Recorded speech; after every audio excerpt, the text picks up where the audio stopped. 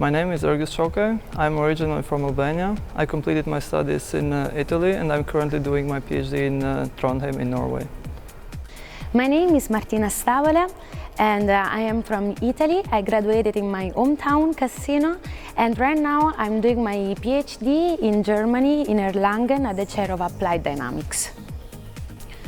I got to know about the THREAD project through my ex-supervisor in Italy, and she sent me this call. I applied for it and thankfully I was involved into the project.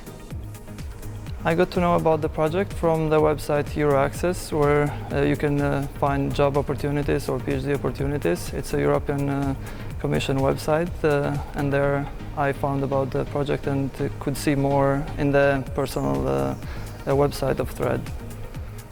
My research is about numerical methods for mechanical systems evolving on Lie groups or manifolds.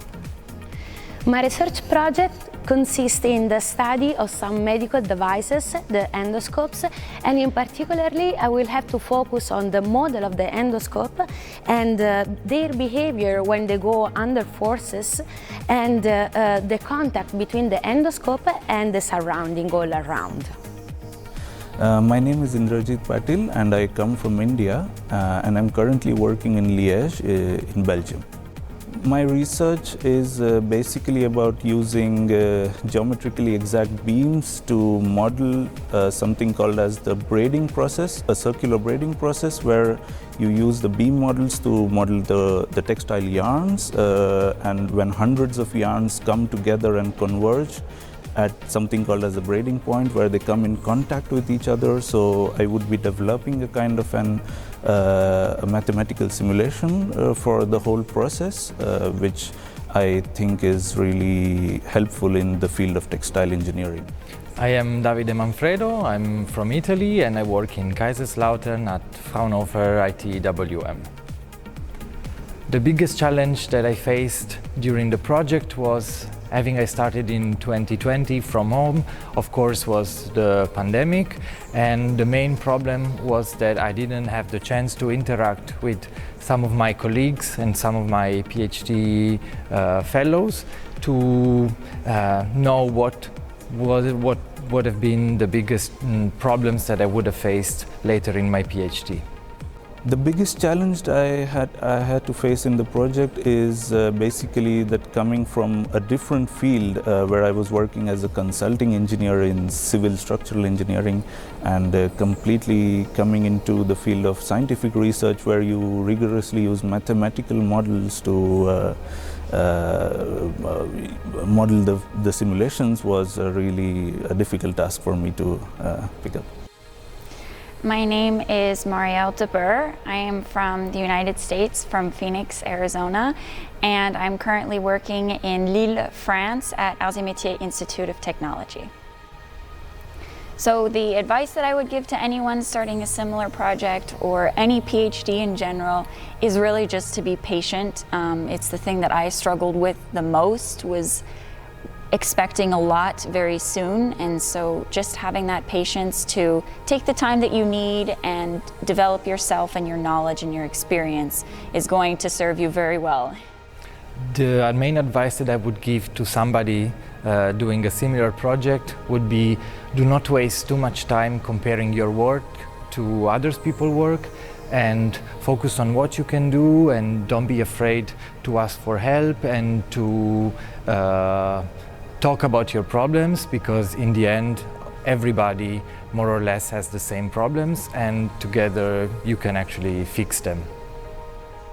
The advice I would like to give to someone who's starting a similar project is mostly in one word, it's persistence, because I think it's really common to have breakdowns and really moral issues while doing a PhD, and it's really easy to feel low on yourself, but I think persistence is the key, where you have to just keep going and keep hitting the problem.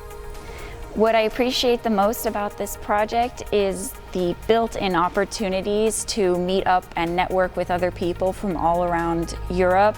I think a lot of times when we plan for things, we say, oh, we'll do this, and sometimes it never really happens. But with this project, the opportunities are built in, so you know that you will be meeting these people, you will be networking, you will be making friends, and that's what I appreciate the most.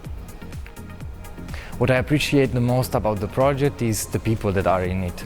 We managed to meet so many nice friends, now I can call them, and so many nice professors that are here to help us and to guide us, and it is really, really nice. I have a lot of fun memories from this project. It actually started all virtually for me in the beginning, with all trainings being online, but we still could have fun with extra hours doing games or just chatting with the others, and then we finally got to meet physically, for me the first time in Slovenia, and after that we didn't stop meeting and making memories. I have a lot of fond memories about the project. I think there's too many to name, but I'll say that the first one that comes to mind is definitely the experience that we had all together when we went to Austria for our first in-person training. We were all together in an isolated location surrounded by nature, and it was really just beautiful, and it was wonderful to meet everyone face to face for the very first time. I have many funny memories. Every time we traveled and we went around because of, I don't know, a meeting, a conference, or a network, it was every time just special. Because during the day we were like busy with scientific things, but at the end of the day and in the evening we could enjoy our free time and build these amazing friendships.